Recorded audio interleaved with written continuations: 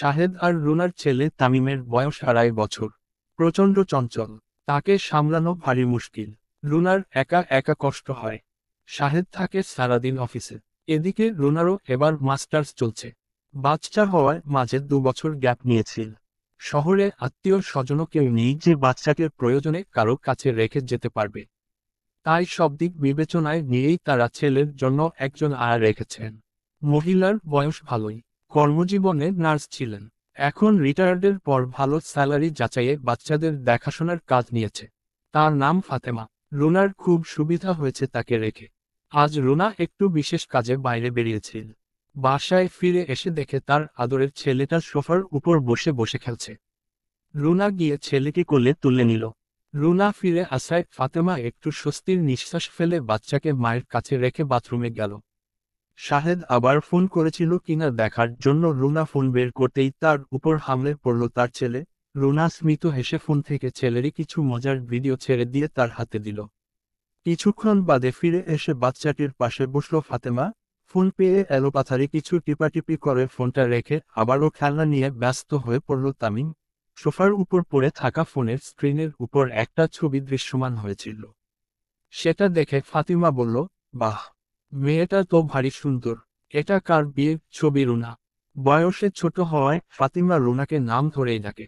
এতে করে রুনারও কোন আপত্তি না থাকায় সে কিছু বলে না। ফাতিমার প্রশ্নে রুনা বলল, আমার ভাসুরের মেয়ে। ও, রই বিয়ের ছবি আরও আছে দেখুন। ফাতেমা ফোনটা হাতে তুলে নেয়। আঙ্গুল দিয়ে স্লাইড করে একটার পর একটা ছবি দেখতে থাকে। সবগুলোই ছিল তারার বিয়ের ছবি। কিছু ছিল বাড়িতে থাকাকালীনই আর কিছু ছিল শ্বশুরবাড়িতে প্রথম যাওয়ার পর নিয়ম রীতি পালনের ছবি।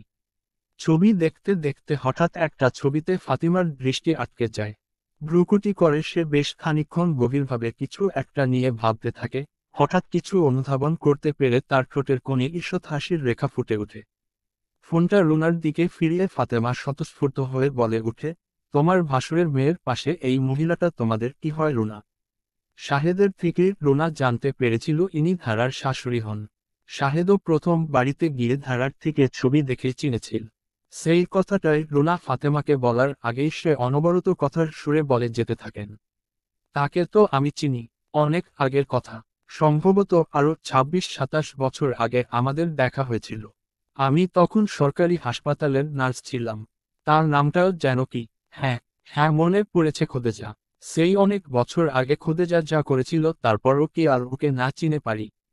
রুনা জিজ্ঞাসাসূচক দৃষ্টিতে তাকিয়ে বলল, কি করেছিলেন উনি? ফাতিমা একটু থামল। ফিরে গেল সেই 26 বছর আগের ঘটনায়। যেই ঘটনা এতদিন শুধু গুটিকয়েক মানুষের মধ্যেই সীমাবদ্ধ ছিল। খোদেজা আর নুরুন্নাহার ছিল বাল্যকালের সখী। তাদের বেড়ে ওঠার একসাথেই। বড় হতেই নুরুন্নাহারের সম্পর্ক গড়ে উঠে পাশের গ্রামের এক যুবকের সাথে। কিশোরী বয়সে আবেগের বশবর্তী হয়ে নুরুন্নাহার একটা ভুল করে বসে নিজের বাড়ি থেকে পালিয়ে বিয়ে করে সে ছেলেকে। শুধুমাত্র একজনের উপর ভরসা রেখে পাড়ি জমায় অচেনা যান্ত্রিক শহর ঢাকায়। মেয়ে পালিয়ে যাবার মতো কলঙ্ক নুরুন্নাহারের বাবা মায়ের গায়ে লাগতেই পুরো গ্রাম তাদেরকে দেখে চিচি করে। মূলত এই ভয়ে এরপর খোদেজার বাবা মা খোদেজার জন্য যত দ্রুত সম্ভব সম্বন্ধ দেখে খোদেজার বিয়ে দিয়ে দেয়। বিয়ের পর কিছু বছর খুব ভালোই কাটছিল খোদেজার। এরপরই তার স্বামীর এক বড় অসুখ দেখা দেয়। আস্তে আস্তে অবস্থা খারাপের দিকে গেলে বেশ কিছু জমি বিক্রি করে মোটা অঙ্কের অর্থ সম্বল করে খোদেজা একাই স্বামীর চিকিৎসার জন্য ঢাকায় গিয়ে বাসা ভাড়া নেয়। সেখানে থেকে তার স্বামীও টুকটাক কাজ করতে থাকে। ভাগ্য খোদেজার সুপ্রসন্ন ছিল না।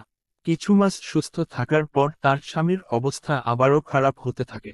একদিন হাসপাতালে মৃত্যু নামক ভয়াবহ থাবা তার স্বামীকে কেড়ে নিলে খোদেজা একা হয়ে যায়। নিরুপায় হয়ে কিছু প্রতিবেশীর সাহায্য নিয়ে সেখানেই দাফন কাজ সমাধা করতে হয় খোদেজাকে। স্বামীর মৃত্যুর পর খোদেজা এক প্রকার ভেঙে পড়ে সেই সময়ে। তারপরে একদিন হাসপাতালের কেবিন থেকে তার স্বামীর কিছু প্রয়োজনীয় জিনিসপত্র আনতে গেলে খোদেজার হঠাৎ দেখা হয় নুরুন্নাহারের সাথে। হাসপাতালের করিডোরে 9 মাসের ভরা পেট নিয়ে নুরুন্নাহারকে পড়ে থাকতে দেখে সে। নুরুন্নাহারের অবস্থা দেখে খোদেজা আঁতকে ওঠে। তার চাইতেও বেশি শঙ্কিত হয় নুরুন্নাহারের কাহিনী শুনে।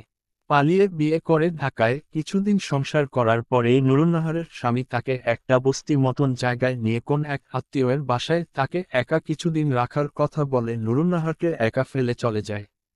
কিছুদিন যাবার পরই নুরুন্নাহার বুঝতে পারে কত বড় প্রতারকের খপ্পরে পড়েছে সে। এটা তার স্বামীর কোন আত্মীয়ের বাড়ি নয়, দেহ ব্যবসার কারখানা।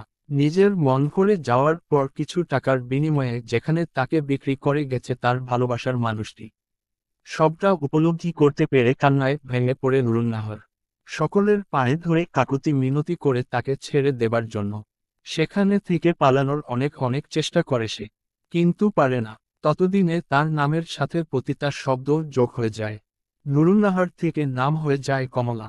ভাগ্যের নির্মম পরিহাসে সেই জীবনী এরপর মেনে নিতে হয় নুরুন্নাহারকে। তারপর একদিন হঠাৎ তার মধ্যে আরেকটা অস্তিত্ব আসে যার সঠিক পিতৃপরিচয় নুরুন্নাহারের অজানা। এরপরে সবটাই তো খোদেজার সামনে। নুরুন্নাহারের মুখ থেকে সবটা শুনে খোদেজার চোখ থেকে দরদর করে পানি ঝরতে থাকে। এত কিছু হয়ে গেছে নুরুন্নাহারের সাথে। খোদেজা তো জন্মের পর থেকেই শ্যামলা, কিন্তু নুরুন্নাহারের গায়ের রং ছিল ফর্সা। হাসলে তার বাম গালে কত সুন্দর টোল পড়ত, তাকিয়েই থাকতে মন চাইত শুধু। আর আজ সেই নুরুন্নাহারের কি অবস্থা! জীর্ণ রোগা শরীর, কালো হয়ে গেছে যেন একদম, দেখে চেনাই যায় না। নুরুন্নাহার খোদেজার হাত ধরে কাঁদতে কাঁদতে বলে, আমি যেই ভুল করছিলাম তার শাস্তি আমি পাইয়া গেছি খোদেজা। আমি জানি না আমার পোলা হইব নাকি মায়া। আমি শুধু চাই আমার সন্তান ভালো থাকুক, ওই নোংরা জায়গায় আর না যাক, একটা স্বাভাবিক জীবন পাক। ওই জায়গা থেকে আমি যে কেমনে হাসপাতালের আইসি তা আমি জানি, ওইখানে থাকলে আমার বাচ্চাটা বাঁচত না রে। এরপরে নুরুন্নাহারের অবস্থা অনেক বেশি খারাপ হয়ে যায়। বাচ্চা জন্ম দিতে গিয়ে অনেক বেশি যন্ত্রণা সহ্য করতে হয় তাকে। তার ডেলিভারি ফাতেমা নামের একটি নার্স করে। বাচ্চা সুস্থ জন্ম নিলেও নুরুন্নাহার মারা যায়। ডাক্তার বা নার্স কেউই প্রথমে নুরুন্নাহারের আসল পরিচয় না জানলেও তার মৃত্যুর পরে কথাটা কিভাবে যেন ছড়িয়ে যায়। মা তো মরে গেছে, এখন এই পতিতার ছেলেকে নিয়ে ডাক্তাররা কি করবে তার চিন্তায় পড়ে যায়। মায়ের মৃত শরীরটার পাশে হাত পা নাড়িয়ে চোখ পিটপিট করে এদিক ওদিক দেখছিল বাচ্চাটি। খোদেজার কেমন যেন মায়া লাগলো বাচ্চাটির জন্য। আচ্ছা, বাচ্চাটি তো বাকি বাচ্চাদের মতোই নিষ্পাপ, তার গায়ে কি লেখা আছে তার জন্ম ইতিহাস। খোদেজা আলতো করে বাচ্চাটিকে কোলে তুলে নেয়। বাচ্চাটি তার স্বচ্ছ ফ্যাল দৃষ্টি নিয়ে তাকিয়ে থাকে খোদেজার দিকে। হঠাৎ এক হাত দিয়ে খোদেজার শাড়ির আঁচল শক্ত করে পেঁচিয়ে ধরে সে। খোদেজার তখন আচমকা কি যেন হয়। স্বামীহীন নিঃসঙ্গ জীবনে সে হঠাৎ করে বেঁচে থাকার টান অনুভব করে। তার মাতৃত্ব জাগ্রত হয়। সে ঠিক করে এই বাচ্চাকে সে মানুষ করবে। তার পরিচয়। সেখানে উপস্থিত এক বড় ডাক্তার আর নার্সরা অবাক হয়ে যায় খোদেজার কথায়। একটা পতিতার ছেলেকে কে নিতে চায়? খোদেজার উদার মনের পরিচয় বড় ডাক্তারকে মুগ্ধ করে। শিক্ষিত হয়েও এমন জন্ম পরিচয়ের মতো এই ধরনের সেন্সিটিভ ব্যাপার সমাজের মানুষের কাছে কতটা প্রভাব ফেলে তা সে ভালো করেই জানে। আর সেদিকে খোদেজা গ্রামের মেয়ে হয়ে যেভাবে সংকীর্ণ মানসিকতা থেকে বের হয়ে বাচ্চাটিকে আপন করে নিয়েছে তা সত্যি প্রশংসনীয়। বড় ডাক্তার খোদেজার অনেক প্রশংসা করলেন আর ছেলের নামটাও তিনিই রেখে দিলেন। এই ছেলে একদিন নিজের কর্ম দিয়ে নিজের জন্মের কালো ইতিহাসটাকে পৃথিবীর কাছে উপেক্ষিত করে তুলবে এই আশায় নাম রাখলেন শুদ্ধ। ফাতেমা এক বুক শ্বাস নিয়ে হাসপাতালের খোদেজার সেদিনকার কাজের কথাটা খুলে বলল। সবটা শুনে রুনার মুখ হতভম্ব হয়ে গেল। সে তৎক্ষণাৎ প্রশ্ন করল, উনার কি আর কোন ছেলে আছে? ফাতেমা বলল, না, তার স্বামী যখন মারা গিয়েছিল তখন তো সে খালি ছিল। এখন যদি আবারও বিয়ে না করে থাকে তবে সেই পালক ছেলে ছাড়া তো আর কোন ছেলে আছে বলে মনে হয় না। রুনার যা বোঝার সে বুঝে যায়। এরপর শাহেদ অফিস থেকে ফিরে এলে তাকেও সবটা খুলে বলে। সবটা শুনে শাহেদের মাথার রগ রাগে দপ দপ করতে থাকে। শেষমেশ একটা পতিতার ছেলে হলো তালুকদার বাড়ির জামাই। ঘৃণায় তার গা গুলিয়ে ওঠে। সে তৎক্ষণাৎ আবার অফিসে ফিরে যায় ছুটির আবেদন নিয়ে। ছুটি মঞ্জুর হয়, তবে ৫-৬ দিন পর। এমন একটা ব্যাপার, ফোনেও সব খুলে বলা যাবে না। সে চাতকের মতো অপেক্ষা করতে থাকে কবে এই মাঝের দিনগুলো পার হবে। এই বিয়ে তার আগের থেকেই পছন্দ ছিল না। তার উপর এত বড় ধোঁকা, এবার সে একটা হেনস্থা করেই ছাড়বে। খোদেজার মুখে সব সত্যিটা শোনার পর থেকে শুদ্ধ স্তব্ধ হয়ে আছে। কিছুক্ষণের জন্য সবকিছুই যেন থমকে যায় তার কাছে। সে চুপ হয়ে দাঁড়িয়ে থাকে, বলার মতো কোন ভাষা খুঁজে পায় না। তার সমস্ত পৃথিবীটাই আজ যেন মিথ্যা হয়ে গেল। খোদেজাও নিশ্চুপ হয়ে আছে। সবটা শোনার পর শুদ্ধ প্রতিক্রিয়া দেখার জন্য বারবার আর চোখে দেখছে শুদ্ধকে। খোদেজা কখনোই চায়নি এই সত্যটা শুদ্ধ সামনে আসুক। গ্রামবাসীও কেউ কিছু জানে না। খোদেজা যখন ছোট্ট শুদ্ধকে নিয়ে গ্রামে ফিরে এসেছিল তখন সবাই শুদ্ধকে তার নিজের ছেলে বলে বিশ্বাস করে নিয়েছিল। এতদিন কেউ কিছু জানেনি, সামনেও কাউকে জানাতে চায়নি খোদেজা। কিন্তু শুদ্ধ মতো বিচক্ষণ ছেলের সামনে মিথ্যা বলাটাও মুশকিল। যেখানে শুদ্ধ কিছু আজ করতে পেরেছে, তাই খোদেজাকে আজ সবটা সত্যি বলতেই হলো। শুদ্ধ তার ক্লান্ত শরীরটাকে টেনে নিয়ে ভেতরে চলে গেল। সত্য বড়ই কঠিন, তবে শুদ্ধ শক্ত ছেলে। ভেতরের অবস্থা যাই হোক, বাইরে থেকে নিজেকে সামলে নিল সে। নিজের কাজে এর কোন প্রভাব পড়তে দিন না। শুধু আগের চাইতে আরো বেশি নিশ্চুপ হয়ে পড়ল। শুদ্ধ আর এ নিয়ে কোন কথা বলল না। খোদেজাও আর কিছু তুলল না। শুধু ভেতরে ভেতরে ছেলের জন্য কষ্ট পেতে লাগল। 2 দিন বাদে ধারা ফিরে এলো। সেদিন সেই মুহূর্তেই ধারা রূপনগরে চলে আসতে চাইলেও মেয়েকে পাঠাতে আসমার 2 দিন লেগে যায়। ফিরে এসে শুদ্ধ এমন চেহারা দেখে ধারার ভেতরটা মোচড় দিয়ে উঠল। ধারার জন্য কষ্ট শুদ্ধ মধ্যে আগের থেকেই ছিল। নিজেকে নিয়ে সত্যটা জানতে পেরে তথাপি সেই যন্ত্রণা আরো বেশি বৃদ্ধি পেল। নতুন যন্ত্রণার প্রাবল্যতা এত বেশি ছিল যে পূর্ব আঘাত তার কাছে হয়ে উঠল গৌণ। আর এদিকে ধারা ভেবে নিল এই সবটাই বুঝি ধারার জন্যই। তার জন্যই আজ শুদ্ধ এমন বেহাল দশা। তার মুখে হাসি নেই, কথা নেই, কোন আনন্দ নেই। শুদ্ধ তার সাথে কথা বলে না। এই যন্ত্রণা ধারাকে কুড়ে কুড়ে খেতে লাগলো। শুধুমাত্র একটি মানুষের নীরবতায় ধারার মনে হলো পুরো পৃথিবীটাই বুঝি শব্দহীন হয়ে গেছে। এই শব্দহীন পৃথিবীর নিস্তব্ধতা ধারাকে আঘাত দেয়। মনে মেঘ জমায়, প্রতি রাতে বৃষ্টি নামায়। এখন শুধু মনে হয় পুরো পৃথিবী এদিক থেকে ওদিক হয়ে যাক, যত মূল্যই শোধ করতে হয় হোক, শুধু এই মানুষটা একটু কথা বলুক। টলপড়া হাসি দিয়ে আরেকবার মুগ্ধ করুক। আরও একবার তার সেই ভরাট স্পষ্ট গলায় ধারা বলে ডেকে উঠুক। কিন্তু তা আর হয় না। ধারা সারাদিন শুদ্ধ পিছে পিছে ঘুরে, সুযোগ খুঁজে কথা বলার। কিন্তু আগের মতো তা আর হয় না। একদিন রাতে ধারা একা সব রান্না করল। খাবার বেড়ে দিয়ে বসে পড়ল খোদেজার পাশে। শুদ্ধ তখনই বাড়ি ফিরে আসায় খোদেজা তাকেও বসতে বলল। শুদ্ধ মন তখন ভালো ছিল না। খেতে ইচ্ছে করছে না বলে সে না করে আবার বাইরে চলে গেল। ধারা ভেবে নিল শুদ্ধ বুঝি তাকে এখন এতটাই ঘৃণা করে যে সে রান্না করেছে বলে সেই খাবার পর্যন্তও খেতে চায় না। ধারাও আর সে রাতে খেল না। খোদেজার সামনে কোনোমতে ঠোঁট চেপে কান্না আটকিয়ে খাবার ফেলে ছুটে উপরের রুমে চলে এলো ধারা। বিছানায় ঝাঁপিয়ে পড়ে বালিশে মুখ লুকিয়ে ভেঙে পড়ল অঝরে কান্নায়। মাঝ রাতে পায়ে কারো হাতের স্পর্শ পেতেই খোদেজার ঘুম ভেঙে যায়। চমকে উঠে বসতেই দেখে শুদ্ধ তার পা টিপে দিচ্ছে। খোদেজা বারণ করে পা সরিয়ে নিতে নিতে বলে, আরে আরে কি করছিস? শুদ্ধ পা সরাতে দেয় না। জোর করে নিজের কাছে রেখে পা টিপে দিতে থাকে। খোদেজা অপলক শুদ্ধ দিকে তাকিয়ে থাকে। মলিন মুখে বলে, মাহাতাব, আমাকে মাফ করে দিস বাবা। শুদ্ধ ঝট করে খোদেজার দিকে তাকায়। করুণ গলায় অস্ফুট স্বরে বলে উঠে, আম্মা, তুমি আমার কাছে মাফ চাইছো আম্মা?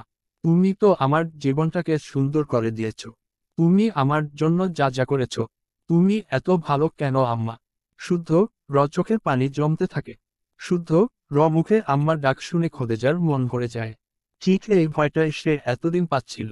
খোদেজা ভেবেছিল শুদ্ধ যদি জানতে পারে খোদেজা তার আসল মা না তাহলে হয়তো আর আগের মতো ভালোবাসবে না। খোদেজার মনের ভাব বুঝতে পেরে শুদ্ধ বলতে থাকে, আমি কিন্তু তোমাকে এর জন্য কৃতজ্ঞতার কথা বলতে পারবো না। কারণ কৃতজ্ঞতা তো বলা হয় বাইরের মানুষকে। তুমি তো আমার নিজের মা। মাকে কি কেউ ধন্যবাদ বলে? বলো। সত্য যাই হোক, আমার কাছে কোন ম্যাটার করে না। আমি জন্মের পর থেকে তোমাকে আমার মা বলে জেনে আসছি। তুমি আগে যেমন আমার আম্মা ছিলা তেমন সবসময়ই আমার আম্মা থাকবা। আমি আর কিছু জানি না। আমি আর কিছু জানতে চাই না। বলতে বলতে শুদ্ধ খোদেজার পা পেঁচিয়ে কাঁদতে থাকে। খোদেজা আবেগলাপ্লুত হয়ে ছেলের মাথায় হাত বুলিয়ে দেয়। কিছুক্ষণ সময় এভাবেই কাটে। নীরবে চলতে থাকে মাতা পুত্রের অনুভূতির আদান প্রদান। কিছু সময় পর স্বাভাবিক হলে শুদ্ধ বলে, আম্মা একটা কাজ কিন্তু তুমি ঠিক করো নাই। আমার বিয়ের আগে তুমি ধারার পরিবারকে বললে না কেন এই সত্যিটা। খোদেজা আঁতকে উঠে বলে, এইসব কি বলতাছস মাহতাব? এইসব কথা কেউ বলে? যেই জিনিসটা কেউ জানে না, দরকার কি তা আবার জানানোর? তুই আবার ধারাকে কিছু বলতে যাইস না। না আম্মা, তুমি ভুল কথা বলছো। তারা আমার কাছে তাদের মেয়ে দিচ্ছিল। বিয়ের আগে তাদের পুরো অধিকার ছিল ছেলের সম্পর্কে সবটা জানার। এভাবে সত্য গোপন রাখাও এক প্রকার ঠকানো। এই কাজটা একদম ঠিক হয়নি। তোমার তাদেরকে বলা উচিত ছিল। আর ধারাকে তো আমি বলবই। ধারা আমার স্ত্রী। ও সবটা জানা প্রয়োজন। খোদেজা বিচলিত হয়ে ওঠে। আবার কি না কি ঝামেলা হয়ে যায়, এই কারণে সে শুদ্ধকে থামানোর জন্য বলে, আচ্ছা ঠিক আছে, শুধু ধারা জানবে। কিন্তু ধারাকে আমি বলবো। আমি নিজে সবটা খুললে বলবো। তুই কিছু বলবি না, ঠিক আছে? শুদ্ধ সায় দেয়। সকাল হতেই কি একটা কাজে আবুল আসে শুদ্ধ কাছে। শুদ্ধকে বাড়িতে পায় না। সে আরো আগেই তার কাজে বেরিয়ে পড়েছে। খোদেজা ধারাকে পাঠায় দেখার জন্য। ধারা গিয়ে দেখে আবুল কারেন্ট বিলের কাগজ দেখাতে এসেছে শুদ্ধকে। কি একটা হিসাবে তার গরমিল লাগছে, বুঝতে পারছে না। ধারা আবুলকে বুঝিয়ে দেয়। সবটা বোঝার পর আবুল কাগজ জমা দেওয়ার আগে একটা ছবি তুলে নেওয়া যুক্তিযুক্ত মনে করে। কাগজটা টেবিলের উপর রেখে আবুল ছবি তোলার জন্য ফোন বের করে। আবুলের ফোনের দিকে তাকিয়ে ধারা অবাক হয়। এটা তো শুদ্ধ ফোন। আবুলের কাছে কি করছে? আর শুদ্ধ হাতেও তো আজকাল একটা বাটন ফোন ছাড়া আর কোন ফোন দেখা যায় না। মনে খটকা লাগলেও মুখ খুলে আর প্রশ্নটা করা হয় না ধারার। আবুল চলে যায়। ব্যাপারটা সারাদিন ভাবায় ধারাকে। এর উত্তর পায় সে রাতে। শুদ্ধ বাড়িতে ছিল না। ফাহিমের কল আসে তার কাছে। ধারা রিসিভ করতেই প্রশ্ন করে, আপনার পরীক্ষা কেমন হয়েছে ভাবি? ধারা কি বলবে ভেবে পায় না। আমতা আমতা করতে থাকে। ফাহিম উত্তরের তোয়াক্কা না করে বলতে থাকে, নিশ্চয়ই ভালো হয়েছে। শুদ্ধ যেমন করে খেটেছে, না ভালো হয়ে কি পারে? রেজাল্ট আসা পর্যন্ত বেশি চিন্তা করবেন না ভাবি। দেখবেন ভালোই হবে। আর ভাবি, শুদ্ধকে আমার হয়ে একটু সরি বলে দিবেন। বলবেন আমি অনেক লজ্জিত। এমন হঠাৎ করে টাকার প্রয়োজন না হলে আমি শুদ্ধকে কখনোই এমন ইমার্জেন্সি ভাবে আমার বেতন দিতে বলতাম না। 8,000-এর মতো টাকা। শুদ্ধ নিশ্চয়ই হঠাৎ করে ম্যানেজ করতে খুব কষ্ট হয়েছে। আমার ভীষণ খারাপ লাগছে। ফাহিম আরো কিছু বলতে থাকে, ধারার কানে যায় না। আস্তে আস্তে ফোনটা কান থেকে নামিয়ে ফেলে সে। এই মুহূর্তে সে বাক্রুদ্ধ। শুদ্ধ ফোন কেন আবুল ভাইয়ের কাছে, তার সবটাই বুঝতে পারে সে। শুদ্ধ তার জন্য নিজের ফোন বিক্রি করে ফেলেছে আর সে। ধারা হঠাৎ হাঁটুতে মুখ রেখে ডুকরে কেঁদে উঠে নিজের হাত কামড়ে ধরে নিজেকে ক্ষতবিক্ষত করে এই মুহূর্তে শেষ করে ফেলতে পারলেই বুঝি তার মিলত অনুতপ্তের এই উত্তপ্ত আগুনে যন্ত্রণাদায়ক ভাবে দগ্ধ হওয়া থেকে মুক্তি। আজিজ তালুকদার থম মেরে গম্ভীর হয়ে দাঁড়িয়ে আছেন। তার মুখে কোন কথা নেই। কপালে চিন্তার ভাঁজ। তবে তার মুখ দেখে বোঝার উপায় নেই সে আসলে কি ভাবছে। শাহেদ অনর্গল কথা বলেই যাচ্ছে। কথার মাঝখানে সে এক দুবার আজিজ সাহেবের প্রতিক্রিয়া বোঝার চেষ্টা করল। কিন্তু বুঝতে পারল না। এত বড় সত্যিটা জানার পর আজিজ সাহেবের কি মতো তা শাহেদের জানা দরকার। মানুষকে নিজের কথার আয়ত্তে আনতে পারা তার এক অন্যতম বৈশিষ্ট্য। আজিজ সাহেবের মতো শক্ত মানুষকেও সে ম্যানিপুলেট করার ক্ষমতা রাখে। তার এই প্রচেষ্টায় শাহেদ বিরতিহীনভাবে বলে যেতে লাগলো, ভাইজান, এই ছেলে কত বড় চতুর বুঝতে পারছেন? এত বড় সত্যি আমাদের থেকে লুকিয়ে রাখছে, আর লুকোবেই না কেন? জানে তো সত্যিটা জানলে আর তালুকদার বাড়ির মেয়ে পাবে না। আমার তো মনে হয় এরা শুধু মিথ্যাবাদী নয়, এর সাথে লোভীও। ছি ছি, আমি ভাবতেও পারছি না। শেষমেশ কিনা একটা পতিতার ছেলে। শেষের কথাটা শুনে আজিজ সাহেব দাঁতের দাঁত চেপে চোখ বন্ধ করে ফেললেন। আসমা আর জমিরন স্তব্ধ হয়ে দাঁড়িয়ে আছে। সত্যটা গ্রহণ করতে তাদেরও কষ্ট হচ্ছে। শাহেদ বলে, আমাদের তালুকদার বাড়ির একটা মান সম্মান আছে। আমাদের বাপ দাদার আমলেও কোনোদিন এমন ঘটনা ঘটে নাই। তারা কেউ উচ্চবংশীয় সম্বন্ধ ছাড়া আত্মীয়তা করতেন না। সবাই সম্মানের চোখে তাদেরকে দেখত। এই ঘটনা যদি জানাজানি হয়, আমাদের বংশের এতদিনের মান সম্মান সব ধুলোয় মিশে যাবে। লোকে শুনলে থুথু ছিটাবে, একটা পতিতার ছেলের সাথে কিনা তালুকদার বাড়ির একমাত্র মেয়ের বিয়ে হয়েছে। আমার ভাবতেই গা গুলাচ্ছে ভাইজান। আপনি কিভাবে এমনটা করতে পারলেন? বিয়ে দেওয়ার আগে একটু তো ভালোমতো খোঁজ খবর নিয়ে নিবেন। একটা মাত্র মেয়ে আমাদের। কই একটু দেখে শুনে বড় ঘরে বিয়ে দিবেন, তা না দিলেন তো দিলেন একটা ছোট ঘরে বিয়ে। তাও সবটা মেনে নিয়েছিলাম, যাক বিয়ে তো হয়ে গেছে। এখন আর কি করার? কিন্তু এখন আবার এই কি কাহিনী বের হয়ে এলো? না জানি আরো কত কেচ্ছা কাহিনী আছে এদের ভেতরে। আপনি রাগের মাথায় এই বিয়েটা দিয়ে যে কত বড় ভুল করলেন। এর থেকে ভালো ছিল মেয়েকে কেটে গাঙে ভাসিয়ে দেওয়া। শাহেদ একটু থামল, বোঝার চেষ্টা করলো আজিজ সাহেবকে আবার বেশি বেশি বলে ফেলছে কিনা। নিজেকে একটু ধাতস্থ করে বলল, ভাইজান, একটু ভেবে দেখেন, এই খবর যদি সমাজে ছড়ায় তাহলে আমাদের মুখে কেমন কালিটা লাগবে। মানুষ হাসবে, এতদিনের সব সম্মান নষ্ট হয়ে যাবে। এই যে আপনি যে সামনে নির্বাচনে দাঁড়াবেন, এই খবর জানাজানি হলে আর জীবনেও চেয়ারম্যান হতে পারবেন? মান সম্মান বলতে আর কিছু থাকবে না। আমাদের প্রতিদ্বন্দ্বী জয়নাল খা তো তখন আরো আকাশে উঠবে। ভাইজান, একটু ভালো মতো ভেবে দেখেন, সবাই জানতে পারলে কি অবস্থাটা হবে আমাদের বংশের। এখনো সময় আছে। এই খবর জানাজানি হবার আগেই এর দফারফা করে ফেলেন। আমাদের ধারা দেখতে শুনতে গ্রামের মধ্যে সেরা। ও জন্য এরপর একটা উপযুক্ত পাত্র খুঁজতে খুব বেশি সময় লাগবে না। অন্তত আর যাই হোক, একটা পতিতার ছেলের কাছে আমাদের মেয়েকে আর রাখা যাবে না। সাহেব খুব বেশি চিল্লাপাল্লা করতে থাকে। আজিজ সাহেব এখনো চুপ হয়ে আছেন। আসমা সেই নিশ্চুপতায় শঙ্কিত বোধ করেন। না জানি এবার কি হয়। আকাশটা কেমন যেন গুমট হয়ে আছে। রোদের তাপে খুব একটা জোর নেই। একটা শঙ্খচিল ডানা মেলে শুদ্ধ মাথার উপরের আকাশ দিয়ে গোল গোল চক্কর দিচ্ছে। শুদ্ধ সেদিকে কোন নজর নেই।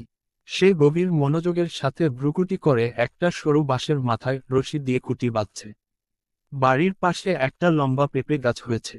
তার আগা ভর্তি শুধু পেঁপে। খালি হাতে নাগাল পাওয়া দুষ্কর। তাই এই ব্যবস্থা। ধারা এসে সেই সময় দরজা পাশে দাঁড়ায়। শুদ্ধকে দেখতেই তার চোখের কোণে পানি জমে। গতকাল রাতে শুদ্ধ ফোন বিক্রির ব্যাপারটা জানতে পারার পর থেকে ধারা স্থির হতে পারছে না। বাঁশের খুঁটি বাঁধা হলে সেই দড়ি কাটবার জন্য শুদ্ধ একটা কাঁচির প্রয়োজন অনুভব করে। কাঁচি ঘরের সামনে ওরডা উপরেই রেখেছিল শুদ্ধ। ধারার সামনে দিয়ে সেটা আনতে গেলে ধারা অস্ফুট স্বরে শুদ্ধকে কিছু বলার চেষ্টা করার আগেই শুদ্ধ না তাকিয়েই চলে আসে। পুনরায় পেঁপে গাছটার নিচে দাঁড়িয়ে নিজের কাজে মন দেয়। ধারাও তৎক্ষণাৎ শুদ্ধ পেছনে পেছনে চলে এসে ভেজা গলায় বলে ওঠে, আমি জানি আমি অনেক বড় ভুল করেছি। আপনাকে অনেক বড় আঘাত করেছি। ক্ষমা চাইবার মতো আমার কোন মুখ নেই। রশি বাঁধা থেকে শুদ্ধ হাত থেমে যায়। তবে সে পেছনে ঘুরে না। ধারার কণ্ঠ কান্নামাখা, তার চোখ ভর্তি পানি, বুকে ভীষণ যন্ত্রণা। একটু থেমে সে বলতে থাকে, আমার মায়ের প্রথমেই দুটো মেয়ে হয়।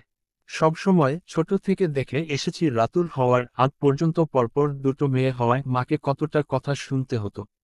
অপার শব্দটাও নামের সাথে লেগে গিয়েছিল। একটা ছেলে জন্ম না দিতে পারায় দাদি কত কিছুই না বলতো। ছোট থেকেই তাই সবসময় চাইতাম আমার নিজের কাজের জন্য যেন বাড়িতে কোন ঝামেলা না হয়। মেয়ে হয়েছে বলে আবারও যেন কোন কথা না শুনতে হয় আমার মাকে। সবসময় সবার মন রক্ষা করে চলার চেষ্টা করতাম। কারো কথার বাইরে যেতাম না। কাউকে কোন অভিযোগ করার সুযোগ দিতে চাইতাম না। অন্তত আমার কারণে কারো যেন কোন সমস্যা না হয় সেই চেষ্টা করতাম। কিন্তু এরকম ভাবে সবার মন জুগিয়ে চলতে চলতে আমি কবে কখন এরকম হয়ে গেলাম আমি নিজেও জানি না। হয়ে গেলাম আমি এমনই। আপনি আমার জন্য অনেক কিছু করেছেন। আমি তার মান রাখতে পারিনি। আপনাকে প্রচুর আঘাত করেছি। আমাকে প্লিজ মাফ করে দিবেন। এরকম চুপ করে থাকবেন না। আপনি কথা না বললে আমার খুব ধারা আরও কথা শেষ করতে পারল না। ও কথার মাঝেই হঠাৎ সেই বাড়ির উঠোনে আজিজ সাহেবের ডাক শোনা গেল। তার সাথে আছে শাহেদও। হঠাৎ নিজের বাপ চাচার আগমনে ধারা অবাক হয়ে গেল। শব্দ পেয়ে খুদে যাও বেরিয়ে এলো রান্নাঘর থেকে। শাহেদ ধারার অবাক মুখের সামনে দাঁড়িয়ে বলল, ধারা, চল, তোকে আর এই ছোট ঘুপচি ঘরে থাকতে হবে না। তোকে আমরা নিতে এসেছি। এই ছেলে যে তোর শাশুড়ির আসল ছেলে না তা কি তুই জানিস? ধারা হতভম্ব হয়ে গেল। খোদেজা কিছু বলতে যাচ্ছিল, কিন্তু তাকে কোন সময় না দিয়ে আজিজ সাহেব এবার ক্ষুব্ধ গলায় বলে উঠলেন, এই কাজটা আপনি ঠিক করেননি। এভাবে একটা পতিতার ছেলের সাথে আপনি আমার মেয়ের বিয়ে করিয়ে নিলেন। আজিজ সাহেবের কথা শুনে ধারা স্তব্ধ। সেই বাক্রুদ্ধ ধারাকে কিছু বুঝে ওঠার সুযোগ দেওয়ার আগেই আজিজ সাহেব মেয়ের হাত খপ করে ধরলেন। নিজেকে ধাতস্থ করে ধারা কিছু বলার জন্য অস্ফুট স্বরে বাবা বলে ডাকতেই আজিজ সাহেব তাকে টেনে নিজের সাথে নিয়ে যেতে লাগলেন। ধারা অশ্রুসিক্ত দৃষ্টিতে অপর হাত শুদ্ধ দিকে বাড়ানোর চেষ্টা করে তাকিয়ে রইল। শুদ্ধ স্থির হয়ে দাঁড়িয়ে রইল, নড়ল না। তার বুকে এক ধরনের চিনচিনে ব্যথা অনুভব হলো, তবুও বাইরে তার আঁচ করতে দিল না। ধারাকে নিয়ে চলে গেলে খোদেজা শুদ্ধ কাছে এসে বিচলিত স্বরে বলল, এইটা কি হইল মাহতাব, তুই বউরে আটকে রাখলি না কেন? শুদ্ধ কোন প্রতিক্রিয়া না দেখিয়ে পেছনে ঘুরে বলল, রাখা তাকে যায় যে থাকতে চায়। ধারার নিজস্ব কোন ইচ্ছা অনিচ্ছা নেই, সে তাই করবে যা তাকে করতে বলা হবে। রাতুল একটা সমস্যা নিয়ে ভীষণ চিন্তিত হয়ে আছে। স্কুল থেকে ক্রিকেট খেলে সে উপজেলা পর্যায়ে খেলার জন্য নির্বাচিত হয়েছে। এদিকে বাবা বলে দিয়েছে ক্রিকেট খেলে সময় নষ্ট করা যাবে না। ক্রিকেট রাতুলের খুব প্রিয়, বাবাকে সে ভয় পায় সত্য, কিন্তু ক্রিকেটও ছাড়ার কথা ভাবতে পারছে না। কি করবে না করবে ভাবতে ভাবতে সে শুদ্ধকে ফোন দেওয়াটা যুক্তিযুক্ত মনে করল। তার দুলাভাই ভীষণ বুদ্ধিমান, এটা সে প্রথম দেখাতেই বুঝতে পেরেছিল। রাতুল মাঝে মধ্যেই তার কাছে বিভিন্ন সমস্যার সমাধানের জন্য ফোন দেয়। রাতুল নিশ্চিত সব সমস্যার মতো এই সমস্যার সমাধানও তার দুলাভাইয়ের নিকট থাকবে। এই ভেবে সে বাড়িতে সব সময় থাকা ফোনটা হাতে নেয়। শুদ্ধ নাম্বার বের করে তাতে কল দেয়। হঠাৎ শুদ্ধ ফোনে ধারাদের বাড়ি থেকে কল এসেছে দেখে শুদ্ধ অবাক হয় না। সে জানে কে হবে, এর আগেও রাতুল এই নাম্বার দিয়ে অনেকবার ফোন করেছে। শুদ্ধ কল রিসিভ করে ফোন কানে নেয়। রাতুল খুশি মনে কিছু কথা বলার পর যখনই তার সমস্যার কথা তুলতে যাবে তখনই তাদের বাসায় আগমন ঘটে তার বাবা আর চাচার। সাথে ধারাও। বাড়িতে তাদের পা পড়তেই এক ধরনের হইচই শুরু হয়ে যায়। আজিজ সাহেবের মাথা প্রচুর গরম। হঠাৎ আকস্মিক কোলাহলে ভয় পেয়ে রাতুল চট করে ফোন কান থেকে নামিয়ে সেই সোফার উপরে ফেলে রেখে সেখানে থেকে চলে যায়। ধারার অবস্থা একদম পর্যুদস্ত। আসমা আর জমিরন উদ্বিগ্ন হয়ে এগিয়ে আসে। আজিজ সাহেব ধারার কাছে এসে দায় ছাড়া স্বরে বলতে থাকে, ধারা, তোমার বিয়ে ওখানে দিয়ে আসলে অনেক বড় ভুল করে ফেলেছি। তবে ব্যাপার না, এখনও সব ঠিক করা যাবে। তুমি ওই ছেলেকে ছেড়ে দিবে। ধারা জট করেও বাবার মুখের দিকে তাকায়। অশ্রু জমা স্তব্ধিত দুটি চোখ অপলক চেয়ে এলো। আজিজ সাহেব বলতে থাকেন, কালকে সকালে আমি উকিলকে আসতে বলবো। তার সাথে কথাবার্তা হবে, কিভাবে কি করতে হবে জানা যাবে। তারপর তুমি ওই ছেলেকে ডিভোর্স দিয়ে দেবে। ধারা ক্ষণবিলম্ব না করেই দ্রুত বলে উঠে, না। কখনো হয়তো মেয়ের মুখে না শব্দটা শুনেনি বলেই আজিজ সাহেব সাথে সাথেই কথাটা ধরতে পারেন না। উত্তর, হ্যাঁ, মনে করে তিনি মাথা দুলিয়ে উঠতেই হঠাৎ সম্বিত ফিরে পান। দ্রুত ঘুরে বলে ওঠেন, কি?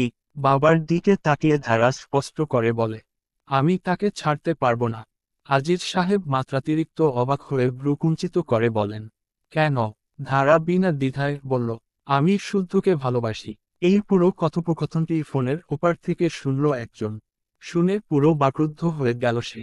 শরীরের প্রতিটি লোমকূপের এক শিহরিত অদৃশ্য কম্পন একদম স্থির করে ফেলল তাকে। কানে ফোন নিয়ে স্তব্ধ হয়ে দাঁড়িয়ে রইল শুদ্ধ। এই মুহূর্তে কর্ণগোচর হওয়া প্রতিটা কথাই কি সত্যি? কিছুক্ষণের জন্য তার সবকিছু কল্পভ্রম বলে মনে হলো। কিন্তু না, চোখের সামনেই তো একটা নীল রঙের পাখি ডানা চাপড়ে উড়ে বেড়াচ্ছে। হিমেল হাওয়া গায়ে ধাক্কা খেয়ে খেয়ে চলে যাচ্ছে। স্বপ্ন তো রঙিন রঙের হয় না, গরম, ঠান্ডা, কোন ব্যথার অনুভূত হয় না। তার মানে সবই বাস্তব। যেই তারা নিজের কোন ক্ষুদ্র পছন্দ অপছন্দের কথা তার পরিবারের কাছে বলতে পারে না, সেই ধারা কিনা শুদ্ধ জন্য আজ নিজের বাবার কথার বিরুদ্ধে গেল। অবশেষে সে নিজের মতামত সবার সামনে উপস্থাপন করতে পারল। ফোনের ওপাশ থেকে আরো অনেক কথা হতে লাগলো। আজিজ সাহেব বিস্ফোরিত কণ্ঠে বললেন, তোমার মাথা ঠিক আছে? কি বলছো জানো? আজিজ সাহেবের ক্ষুব্ধ গলায় ধারা খানিক কেঁপে উঠল। চোখ বন্ধ করে একটু গভীর শ্বাস টেনে কম্পিত স্বরে বলল, জানি, আমার মাথা পুরো ঠিক আছে। আমি আমার মনের কথাই বললাম। ওই ছেলে একটা পতিতার সন্তান, আর তুমি তার কাছে থাকতে চাইছো। ধারা এবার অধৈর্য স্বরে বলে উঠল, তাতে কি হয়েছে বাবা? উনি তো কোন ভুল করেননি। সে তো ঠিক আছে। এখন তার আসল মাকে তাতে কি আসে যায়? ওই ছেলে আমাদেরকে ঠকিয়েছে। বিয়ের আগে কেন বলল না সত্যিটা? শুদ্ধ যদি জানতো তাহলে অবশ্যই বলতো। শুদ্ধ কখনো কাউকে ঠকাতে পারে না। উনি খুব ভালো মানুষ। তাকে আমি বিশ্বাস করি। আর যদিও বা সত্যটা লুকানো থাকে তবুও এই সত্য জানা না জানায় আমার কিছু যায় আসে না। যার সাথে আমার বিয়ে হয়েছে আমি তাকে চিনি, জানি। আমি জানি সে কতটা ভালো। সে ভালো থাকলেই আমার কাছে যথেষ্ট। তার আশেপাশের ব্যাপার আমার কাছে ম্যাটার করে না। প্রত্যেকটি মানুষেরই একটা নিজস্ব আলাদা ব্যক্তিত্ব থাকে। জন্ম পরিচয় কি হয়? আসল পরিচয়টা তো তার ভেতরের গুণগুলো দিয়ে হয়। তার নিজের কর্ম দিয়ে হয়। আর শুদ্ধ সেখানে কোন খাদ নেই। আজিজ সাহেব আসমার দিকে তাকিয়ে ক্ষুব্ধ হয়ে বললেন, তোমার মেয়ের কি হয়েছে? পাগল হয়ে গেল নাকি? শাহেদ উদ্গ্রীব হয়ে ধারার কাছে এসে বলল, ধারা, কি বলছিস তুই এগুলো? আমরা তোর ভালোর জন্যই যা করার করছি। ধারা কেঁদে ফেলে বলল, আমি শুধু তার কাছেই ভালো থাকব। আর কোনোভাবেই না। আজিজ সাহেব হুঙ্কার ছেড়ে বললেন, বিয়ে করে এই মেয়ের আস্পর্ধা বেড়ে গেছে। বড়দের সামনে কিসব কথা বলে যাচ্ছে। ধারা কাঁদতে লাগল। শাহেদ মোলায়েম স্বরে বলল, কাঁদে না ধারা। দেখ, আমি বুঝতে পারছি। এতদিন তুইও বাড়িতে ছিলি তাই এভাবে হুট করে সিদ্ধান্ত হওয়ায় তোর একটু মায়া লাগছে। ব্যাপার না, আস্তে আস্তে দেখবি সব ভুলে যাবি। একটু সময় যেতে দে। আজিজ সাহেব বললেন, ধারা, আমি যা বলছি তুমি তাই করবে। পৃথিবীর ভালো মন্দ তুমি এখনো জানো না। এত বড় হয়ে যাওনি। ধারা বলল, যদি বড়ই না হয়ে থাকি তাহলে আমাকে বিয়ে কেন দিয়েছিলেন বাবা? আমি এমন কি বড় অন্যায় করে ফেলেছিলাম? এখন যখন আমি আমার স্বামীর কাছে থাকতে চাইছি তখন বলছেন তাকে ছেড়ে দিতে। যখন ইচ্ছা সবাই বলবেন বিয়ে করতে, যখন ইচ্ছা বলবেন ছেড়ে দিতে। এভাবে কিভাবে হয় বাবা? আমার নিজেরও তো কিছু ইচ্ছা অনিচ্ছা আছে। আজিজ সাহেব গর্জে উঠে বলে উঠলেন, ব্যাস, অনেক বেশি বলে ফেলেছ। এখানেই থেমে যাও। তুমি আর ওই বাড়িতে ফিরে যেতে পারবে না। না মানে না। আর একটাও কথা না। আসমা, তোমার মেয়েকে ভেতরে নিয়ে যাও। আজিজ সাহেব খুব বেশি ক্ষেপে আছেন। শঙ্কিত হয়ে আসমা দ্রুত ধারাকে ধরে রুমে নিয়ে যেতে চায়। ধারা যেতে চায় না। সে কাঁদতে কাঁদতে বলতে থাকে, না বাবা, আপনি এটা করতে পারেন না। আমি শুদ্ধ কাছেই থাকতে চাই। আমি তাকে ছাড়ব না। কোনোদিনও ছাড়ব না। আজিজ সাহেব ভ্রুকুটি করে সেদিকে তাকিয়ে থাকেন। ধারাকে ভেতরে নিয়ে গেলে শাহেদ এসে ভাইকে বলে, ভাইজান, ধারাকে নিয়ে এত মাথা ঘামাবেন। বাচ্চা মানুষ তো, আবেগী হয়ে পড়েছে। একটু সময় গেলেই ঠিক হয়ে যাবে। আমরা যা ঠিক করেছি আপনি সেদিকে মনোযোগ দেন। ধারাকে এখন বুঝিয়ে সুঝিয়ে ওই ছেলেকে ডিভোর্স দেওয়াতে হবে। যত দ্রুত সম্ভব এই ঝামেলা মিটিয়ে ফেলতে পারলেই হলো। আজিজ সাহেব আর কোন জবাব দেন না। একবার শাহেদের দিকে দৃষ্টিপাত করে তিনি ঘটকটির রুমে চলে যান। রুমে বসে ধারা ব্যাকুল হয়ে কাঁদতে থাকে। জীবনের সমস্যাগুলো যেন কমার নামই নিচ্ছে না। একের পর এক জট লেগেই যাচ্ছে, লেগেই যাচ্ছে। ধারা অসহায় বোধ করে। শুদ্ধ কথা খুব বেশি মনে হতে থাকে তার। ঠিক তখনই তার ফোনটা বেজে ওঠে। সে উঠায় না। বারবার বাজতেই থাকে। শেষমেশ বিরক্ত হয়ে নাম না দেখেই কানে তুলে বলে, হ্যালো। ওপাশ থেকে একটা স্পষ্ট ভরাট গলায় কেউ বলে উঠে, ধারা। এক মুহূর্তের জন্য ধারা থমকে যায়। মন প্রাণ জুড়ে এক শীতল শিহরণ বয়ে যায়। সেই চেনা ডাক। আজ কতদিন পর ধারা শুনতে পেল শুদ্ধ সুমিষ্ট সুস্পষ্ট কণ্ঠস্বর। ধারা চোখ বন্ধ করে ফেলে। আত্মায় পানি ফিরে আসে তার। চোখ বেয়ে গড়িয়ে পড়ে জল। শুদ্ধ আবারও ডেকে উঠে, ধারা, শুনছেন?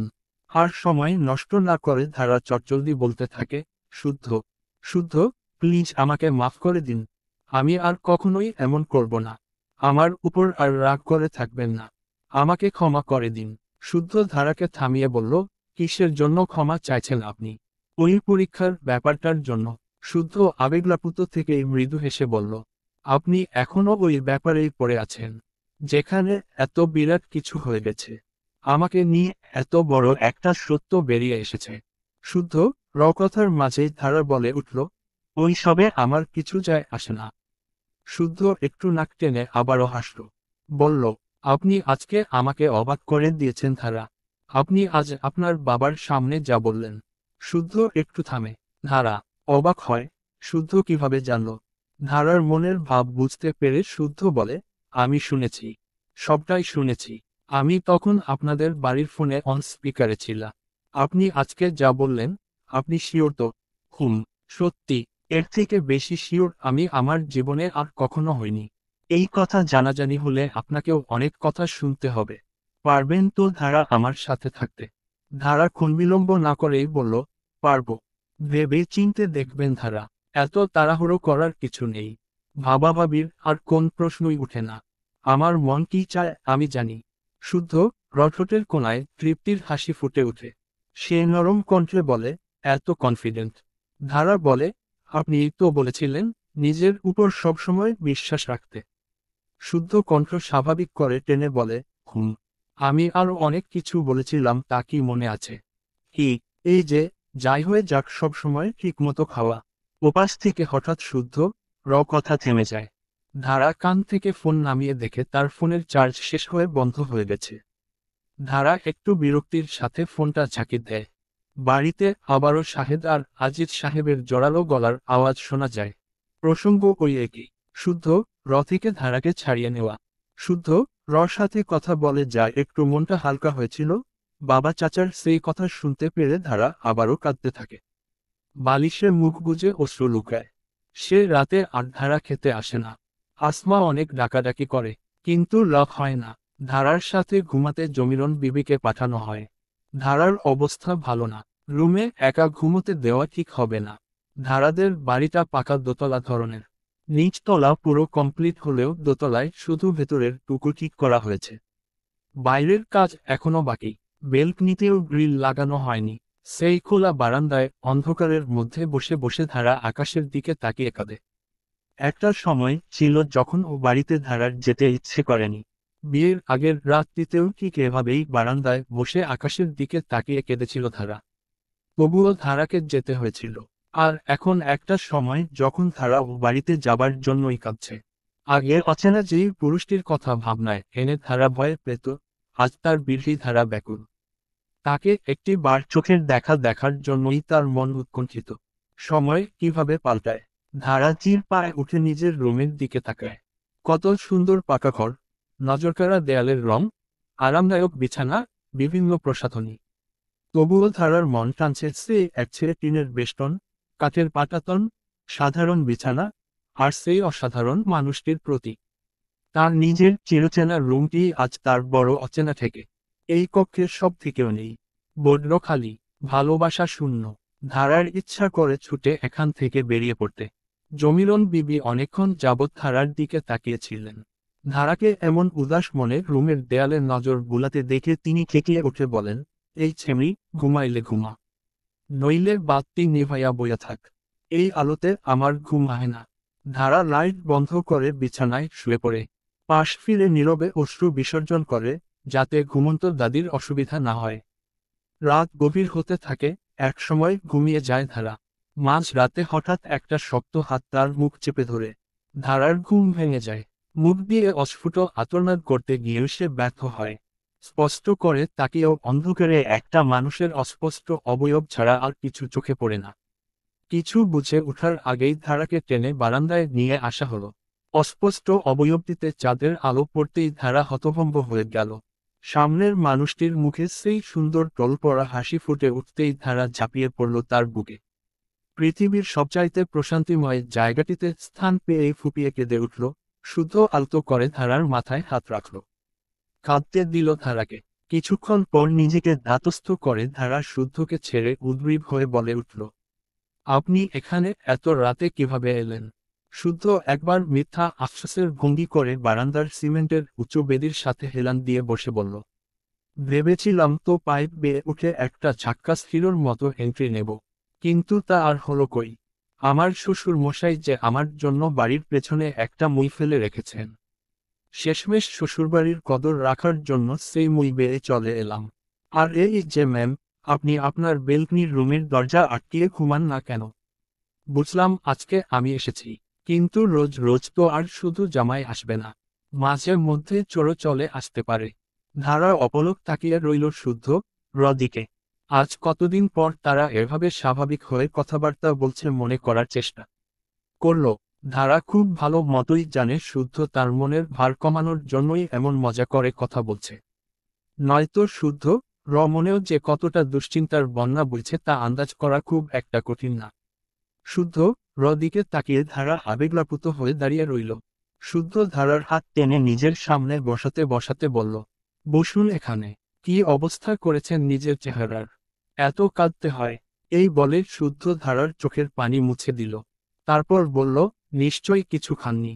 আর আমিও তো কথাটা তখন ফোনে শেষই করতে পারলাম না।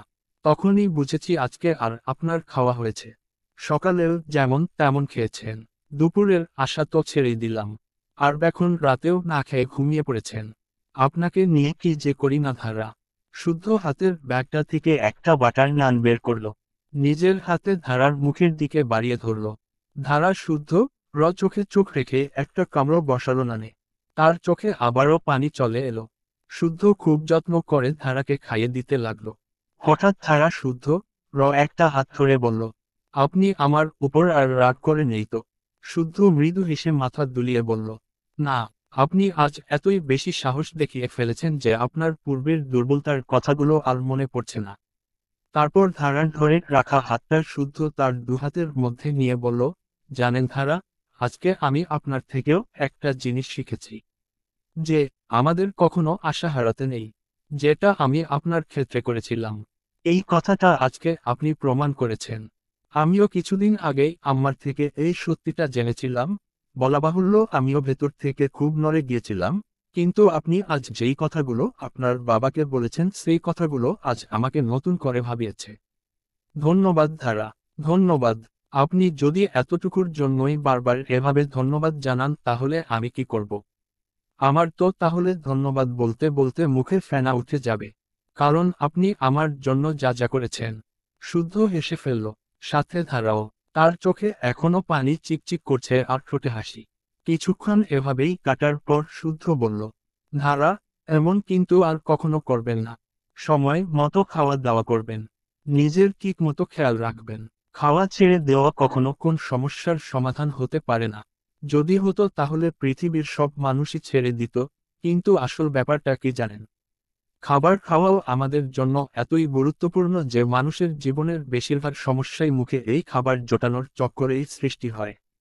এখন আমরা এমন একটা পরিস্থিতিতে আছি যেখানে সবকিছুই এত হুটহাট হচ্ছে যে সবার জন্যই এত কিছু মেনে নেওয়া কষ্টকর। আমাদের সবাইকে একটু সময় দেওয়া উচিত। সব ঠিক হয়ে যাবে, যদি আমরা ঠিক থাকি। ওই প্রসঙ্গ উঠতেই ধারার মন আবারও খারাপ হয়ে গেল। তা লক্ষ্য করে শুদ্ধ নিজের স্বাভাবিক গলায় বলল, এই যে মিসেস ধারা, আপনি যেন আমাকে একদিন কি বলেছিলেন আপনার খেয়াল আছে? ধারা অবাক হয়ে মাথা তুলে বলল, কি? এই যে আপনি কোনোদিন আমার প্রেমে পড়বেন না। কত জোর গলায় বলেছিলেন মনে আছে? আপনি আপনার কথা রাখবেনই রাখবেন। শেষমেশ এটা কি হলো ধারা? আপনি তো আপনার কথা রাখতে পারলেন না। ধারা লাজুক হাসি দিয়ে অন্যদিকে তাকালো। শুদ্ধ বলল, কথা না রাখাটা আমি একদম পছন্দ করি না। আর আপনি সেই কাজটাই করলেন। এখন কিন্তু এর জন্য আপনাকে পানিশমেন্ট পেতে হবে। ধারা সরু চোখে তাকিয়ে বলল, আচ্ছা তাই। কি এর পানিশমেন্ট? শুদ্ধ তার টোলপড়া গালটি ধারার মুখের সামনে এগিয়ে দিল। আঙ্গুল দিয়ে গালের দুটো টোকা দিয়ে ইশারা করে ঠোঁট চেপে দুষ্ট হাসি হাসতে লাগল। ধারা ভীষণ লজ্জা পেয়ে চোখ নামিয়ে ফেলল। হৃদস্পন্দন বহুগুণে বেড়ে গেল তার। আরেকবার চোখ তুলে তাকালো সামনে। শুদ্ধ রসেই টোল পড়া গাল। ধারার বহুদিনের আকর্ষণ ভাবতেই লজ্জায় লাল হয়ে উঠল তার গাল দুটো। ওদিকে শুদ্ধ তারা দেবার গলায় বলে উঠল, তাড়াতাড়ি। যত দেরি করবেন পানিশমেন্ট কিন্তু তত দ্বিগুণ হবে। রক্তিম মুখে ধারা বসা থেকে উঠে দাঁড়ালো। শুদ্ধ আরেকটু কাছে আসতেই মুখের হাসি প্রসারিত হলো শুদ্ধ র নিজেকে শুদ্ধ আরো একটু কাছে এগিয়ে নিতেই লজ্জায় হেসে ফেলে ধারা এক দৌড়ে সেখানে থেকে চলে এলো। শুদ্ধ পেছনে থেকে, আরে, বলে উঠে ধারাকে হাত বাড়িয়ে ধরতে গিয়েও পারল না। ধারার পাতলা ওড়নাটা তার হাতের তালুতে এসেও চলে গেল নাগালের বাইরে। আজিজ সাহেব এবং শাহেদ দুজনে ড্রয়িং রুমে বসে কিছু গুরুত্বপূর্ণ বিষয়ে আলোচনা করছেন। এত দিনেও তারা ধারাকে রাজি করাতে পারেনি। এটাই তাদের আলোচনার মুখ্য বিষয়। রাতুল স্কুলে গেছে। আসমা আর জমিরন বিবি বসে আছে রান্নাঘরে। ঠিক তখনই বাইরে থেকে ধারা ঘরে ঢুকল। তার কাঁধে ব্যাগ ঝুলানো। আজিজ সাহেব ভ্রু কুঞ্চিত করলেন ধারাকে দেখে। ধারা যে এতক্ষণ বাড়িতে ছিল না সেটাই তো জানত না সে। তাই ধারাকে থামিয়ে বলল, কোথায় গিয়েছিলে? ধারা দাঁড়িয়ে পড়ে বিনীতভাবে বলল, আমি ভর্তি হতে গিয়েছিলাম বাবা। ভর্তি হতে গিয়েছিলে মানে? কোথায় ভর্তি হতে গিয়েছিলে? কলেজে। অনার্সের জন্য অ্যাপ্লাই করে আসলাম। সাবজেক্ট হিসেবে বাংলা নিয়েছি। শাহেদ চোখ কপালে তুলে দাঁড়িয়ে বলল, বাংলা নিয়েছিস মানে? তোর মাথা ঠিক আছে? তুই আমাদেরকে না জিজ্ঞেস করে অ্যাপ্লাই করতে গেলি কেন? আর করেছিসই যখন সায়েন্সের কোন সাবজেক্ট নিলি না কেন? ধারা বিনয়ের সাথে উত্তর দিল, আমি যখন বাসা থেকে বের হচ্ছিলাম তখন আপনারা কেউ বাসায় ছিলেন না কাকা। আজকেই অ্যাপ্লাইয়ের লাস্ট ডেট ছিল, তাই আমাকে যেতে হয়েছে। আজিজ সাহেব গম্ভীর মুখে বললেন, বাংলা নিলে কেন? সায়েন্স পড়তে আমার ভালো লাগে না বাবা। যেটা পড়তে আমার ভালো লাগে না সেটা নিয়ে পড়ে আমি ভালো কিছু করতে পারতাম না। তাই যেটা ভালো লাগে সেটা নিয়েছি। দুনিয়া তোমার ভালো লাগা দিয়ে চলবে না, চলবে সেটা দিয়ে যেটা বেস্ট। সাবজেক্ট কখনো বেস্ট হয় না, বেস্ট হয় মানুষের চেষ্টা। একটা মানুষের চেষ্টা আর অধ্যবসায়ই একটা সাবজেক্টের মধ্য দিয়ে তার সফলতা নিয়ে আসে। শাহেদ বলল, এইসব হাবিজাবি কথা তোকে কে বলেছে? এইসব বইয়ের পাতাতেই মানায়। আসল জীবনে এমন কিছু হয় না। প্র্যাকটিক্যাল হও। শুদ্ধ বলেছে কাকা। আর যেখানে কথা প্র্যাকটিক্যাল হবার, আসল জীবনে আমরা যদি প্রয়োগ করি তাহলেই হবে। আজিজ সাহেব বললেন, ওই ছেলেই তোমার মাথা নষ্ট করেছে। পাগল হয়ে গেছো তুমি। তোমাকে ওই ছেলের সাথে বিয়ে দেওয়াই আমার জীবনের সবথেকে বড় ভুল ছিল। ধারা স্মিত হেসে বলল, এর জন্য আপনার কাছে আমি সারা জীবন কৃতজ্ঞ থাকব বাবা। আপনার এই ভুলটি আমার জীবন সাজিয়ে দিয়েছে। এই বলে ধারা সেখানে থেকে চলে এলো। আজিজ সাহেব কিছু বলতে গিয়েও বলতে পারলেন না। শাহেদ থামিয়ে বলল, বাদ দেন ভাইজান, এখন এর থেকেও বড় সমস্যা আমাদের মাথার উপরে আছে। আগে সেটাতে মনোযোগ দিতে হবে। ধারাকে যে করেই হোক ওই ছেলের থেকে আলাদা করতে হবে। দেখেছেন তোর সঙ্গদোষে কতটা অধঃপতন হয়েছে আমাদের ধারার। এখন সবথেকে জরুরি কি জানেন? এভাবেই ওদের দুজনকে দেখা করতে দেওয়া যাবে না। কয়েকদিন দূরে দূরে থাকলেই ধারার মাথা থেকে ওই শুদ্ধ নামের ভূত নেমে যাবে। তারপর ঠিকমতো বোঝালেই আমাদের ধারা ঠিক বুঝে যাবে। এরপর তাই করবে যা আমরা করতে বলবো। আজিজ সাহেব কিছু বললেন না। কপালে ভাঁজ ফেলে কিছু একটা ভাবতে লাগলেন। ধারার রুমে এলে আসমাও তার পেছনে পেছনে চলে এলো। ধারাকে বিছানায় বসিয়ে বলল, ধারা, এসব কি হচ্ছে আমাকে বুঝিয়ে বলতো। ধারা বলল, মা, যেই সাবজেক্ট আমি ঠিকমতো বুঝি না সেটা নিয়ে আমি কিভাবে পড়ব বলতো। আমি সাবজেক্টের কথা বলছি না, তোর সিদ্ধান্তের কথা বলছি। তুই যে তোর বাপ চাচার বিরুদ্ধে গিয়ে সিদ্ধান্ত নিতাছস তুই জানস তো তুই কি করতে যাইতাছস? ধারা মায়ের হাত ধরে বলল, জানি মা, খুব ভালো করেই জানি। মা, শুদ্ধ অনেক ভালো মানুষ। তার মতো মানুষ শুধু আমি কি? আমি নিশ্চিত তুমিও তোমার জীবনে কোনোদিন দেখনি। সে আমাকে অনেক ভালোবাসে, আমার অনেক যত্ন করে। আজ পর্যন্ত উনি আমার জন্য কি কি করেছে তুমি ভাবতেও পারবে না মা। তার কাছে আমি অনেক ভালো থাকব, তার মতো ভালো আমাকে কেউ রাখতে পারবে না। আসমা অনেক কিছু বলবেন বলে ভেবে এসেছিলেন, কিন্তু বলতে পারলেন না। শুদ্ধ কথা বলার সময় ধারার মনে যে খুশি, আনন্দের ঝলক ফুটে উঠছিল, এতটা খুশি সে তার মেয়েকে আজ পর্যন্ত কখনো দেখেননি। একটা মায়ের এর চাইতে বেশি আর কি চাই। ধারা শুদ্ধকে নিয়ে আরো অনেক কিছু বলে যেতে লাগলো তার মাকে। আসমা শুধু নির্নিমেষ চেয়ে রইলেন মেয়ের মুখের দিকে। তার চোখে পানি চলে এলো। আর কিছু বললেন না, শুধু দোয়া করলেন তার মেয়ে যেটাতে সুখী হবে সেটাই যেন হয়। রাত অনেক হয়েছে। ধারা এখনো জেগে আছে। বসে বসে শুধু বারবার বারান্দার দরজায় চোখ বুলাচ্ছে। রোজ রাতেই শুদ্ধ আসে। এই রাতের বেলাতেই শুধু সবার চোখের আড়ালে দেখা হয় তাদের। নয়তো পুরো দিনেই চলতে থাকে নিরবিচ্ছিন্ন দূরত্ব। এই রাত হওয়ার জন্যই তাই অধীর আগ্রহে অপেক্ষা করে ধারা। জমিরন বিবি ঘুমিয়ে পড়েছে অনেক আগেই। ধারা একবার সেদিকে তাকিয়ে শুয়ে পড়ার সিদ্ধান্ত নিল। এভাবে বেশিক্ষণ লাইট জ্বালিয়ে বসে থাকলে দাদির ঘুম ভেঙে যেতে পারে। ধারা লাইট বন্ধ করে বিছানার দিকে এগিয়ে যেতে লাগলো। হঠাৎ তার চোখ আবারও বারান্দার দরজায় পড়ল। দরজা খোলা। শুদ্ধ অনেকবার ধারাকে নিষেধ করেছে এভাবে দরজা খোলা রেখে না ঘুমাতে। সে আসলে ফোনে মেসেজ করবে। ধারা সে কথা রাখতেই দরজা বন্ধ করে দিল। ছিটকিনিটা লাগাতেই হঠাৎ পেছনে থেকে জমিরন বিবি বলে উঠল, কি রে, আজকে দরজা লাগায় রাখতাছস কেন? তোর ভাতারে আজকে দেখা করতে আইব না? দাদির গলা শুনে ধারা থম মেরে দাঁড়িয়ে রইল। মুহূর্তেই আত্মা শুকিয়ে এলো তার। দাদি দেখি সব জেনে ফেলেছে। এখন কি হবে? পেছনে থেকে দাদির গলা শুনে ধারার চেহারায় আতঙ্ক ফুটে উঠল। দাদিকে ধারা খুব ভালো মতোই চিনে। না যেন এখনই চেঁচামেচি করে সবাইকে জানিয়ে দেয়। ধারা একটা ঢোক গিলে আস্তে আস্তে পেছনে ঘুরে দাঁড়ালো। জমিরন বিবির মুখের ভাব বোঝা যাচ্ছিল না। কিন্তু এরপরেই ধারাকে অবাক করে দিয়ে হঠাৎ করে জমিরন বিবি হেসে উঠে বললেন, কিরে ছেড়ি, স্বামীর লগেই তো দেখা করছ, কোন নাগরের লগে তো আর না। এত ডরানির কি আছে? দাদির হাসি শুনে ধারা ঝট করে মাথা তুলে তাকালো। তার দাদি হাসছে। সত্যি। জমিরন বিবি হাসি থামিয়ে বললেন, কোন ছেমরি, সাবধানে থাকিস। তোর বাপ চাচায় যা শুরু করছে, দেখা ফেললে কিন্তু মেলা ঝামেলা করব। একটা কথা মনে রাখবি, বিয়ার পর কিন্তু মায়াগোর স্বামী সব। স্বামী ভালা হোক খারাপ হোক এর লগেই থাকতে হইব। ওই বাড়ি এখন তোর বাড়ি। এয়ার সব পর। আমার পোলাগুলার মাথার তার ছিঁড়া গেছে। বেশি পইলা বেশি বোঝা শিক্ষা গেছে। ওগো লইয়া ভাববি না। স্বামী যা কইব তাই করবি। বুঝছস? ধারা খুশির সাথে ছলছল চোখে মাথা দুলিয়ে দৌড়ে গিয়ে দাদিকে জড়িয়ে ধরল। দাদি তার পক্ষে থাকবে এটা ধারা কখনো আশা করেনি। জমিরন বিবিরও প্রথম থেকেই তার দুই ছেলের সিদ্ধান্ত পছন্দ হয়নি। তিনি আগেকার দিনের মানুষ। তালাক শব্দের সাথে ততটা অভ্যস্ত নন।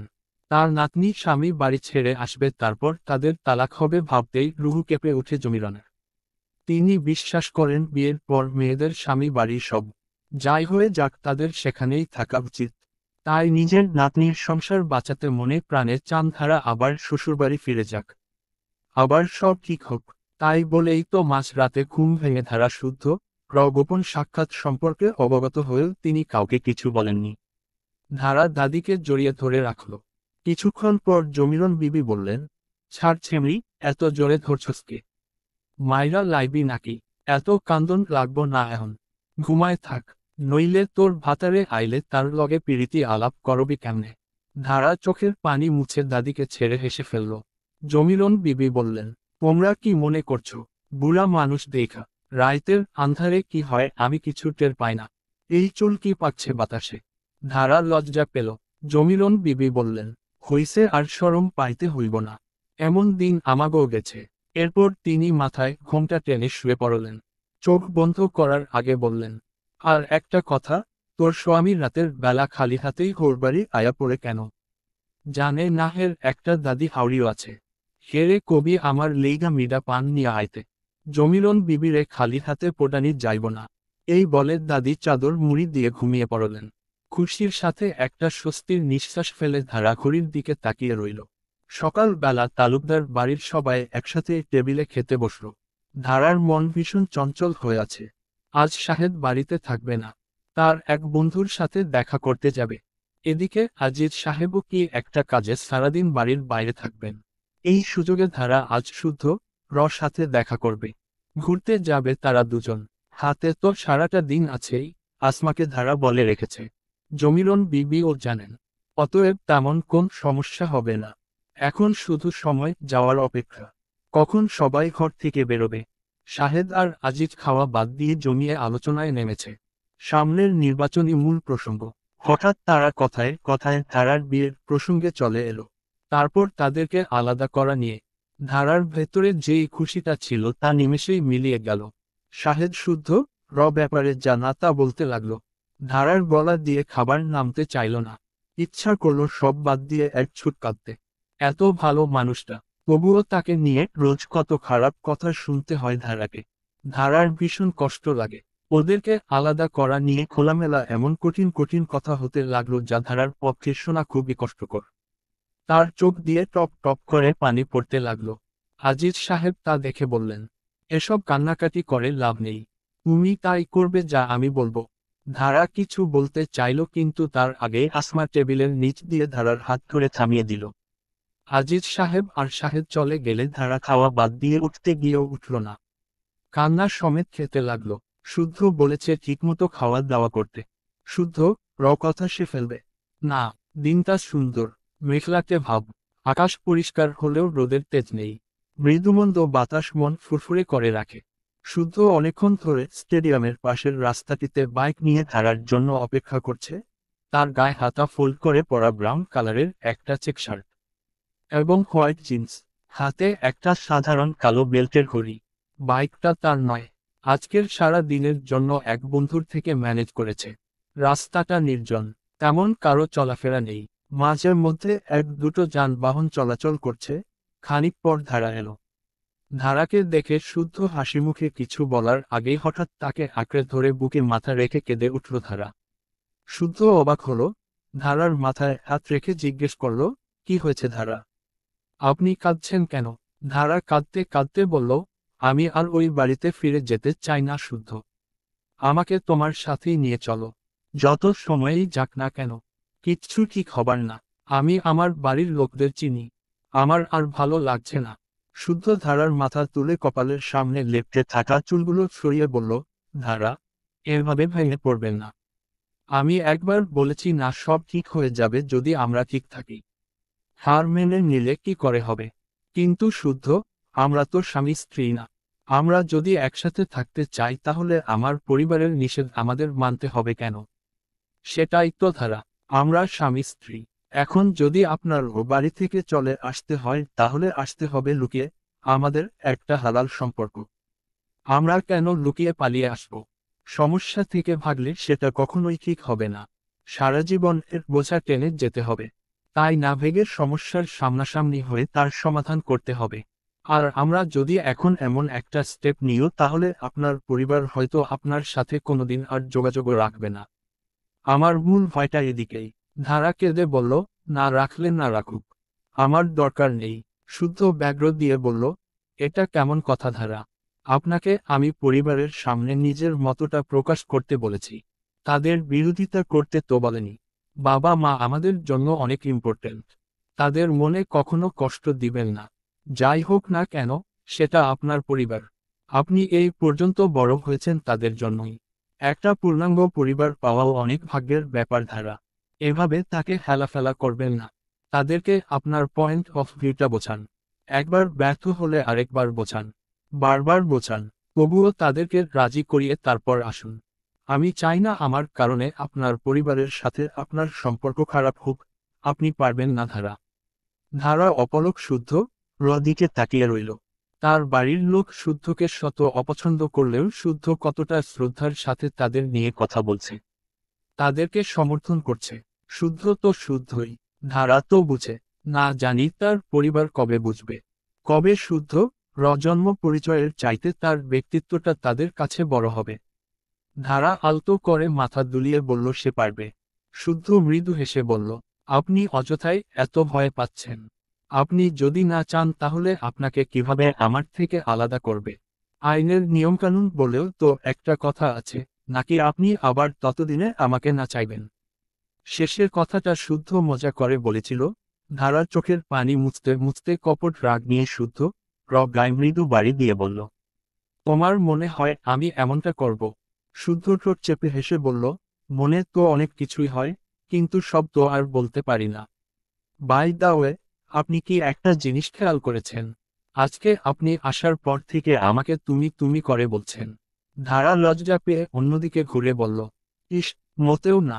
শুদ্ধ ধারার সামনে এসে বলল, মোটেও না মানে? এই মাত্রই তো আবার বললেন। সোজা সাপটা বললেই হয়।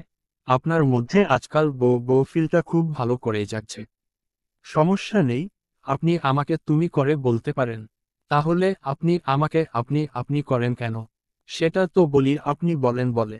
ইকুয়ালিটি, আমি বললেই আপনাকে বলতে হবে। অনেক ওয়াইফরা তো হাজবেন্ডদের আপনি করে বলেই। এর জন্য কি হাজবেন্ডরাও আপনি বলে? এমন ভাবে আপনি আপনি করতে থাকেন যেন মনে হয় আপনি নিজের বউয়ের সাথে না কোন অ্যান্টির সাথে কথা বলছেন। ধারার ভোতা মুখের কথা শুনে শুদ্ধ খুব হাসি পেল। সে মুচকি হেসে বলল, আমার তো সেটাই মনে হয়। ধারা আকাশ থেকে টপকে পড়ার মতো করে বলল, সেটাই মনে হয় মানে? আমি অ্যান্টির মতো? একটা ১৯ বছরের মেয়েকে আপনার অ্যান্টির মতো মনে হয়? এটা আপনি বলতে পারলেন? কপট রাগ দেখিয়ে ধারা শুদ্ধ রথিকে মুখ ঘুরিয়ে বুকে হাত গুজে দাঁড়িয়ে রইল। শুদ্ধ পেছনে থেকে ধারার কানের কাছে মুখ নিয়ে মুচকি হেসে বলল, আচ্ছা সরি, ভুল বলেছি। আপনাকে অ্যান্টির মতো লাগে না, বউয়ের মতোই লাগে। আর এখন থেকে আমি আমার বউয়ের মতো করেই কথা বলবো। সহ্য করতে পারবে তো? লজ্জায় ধারার গাল দুটো লাল হয়ে এলো। সে দ্রুত কথা কাটিয়ে ঘুরে বলল, এখন সারাদিন কি এভাবেই দাঁড়িয়ে থাকবেন? আমাকে ঘুরতে নিয়ে যাবেন না? এই বলে ধারা বাইকের কাছে এসে দাঁড়ালো। শুদ্ধ বাইকে উঠতে উঠতে অলস ভঙ্গিতে বলল, বাহ, ভালো সুবিচার করলে। আমাকে প্রথমে রাজি করিয়ে এখন নিজেই পাল্টি মেরে নিলে। এখনো আপনি? ধারা পেছনে বসতে বসতে রক্তিম মুখে খুবই সময় নিয়ে ক্ষীণ গলায় বলল, আস্তে চালিও। শুদ্ধ একটা দুষ্ট হাসি দিয়ে জোরে বাইক স্টার্ট দিল। মাঝে যতটুকুও বা দূরত্ব ছিল সবটা পূরণ হয়ে ধারা একদম আকস্মিক শুদ্ধ প্রজ্ঞায় লেপ্টে পড়ল। কপালে হাত দিয়ে ভাবল, এই ছেলে এখনই যা শুরু করেছে, এখনও তো সারাটা দিনই বাকি। না জানি তখন কি করে।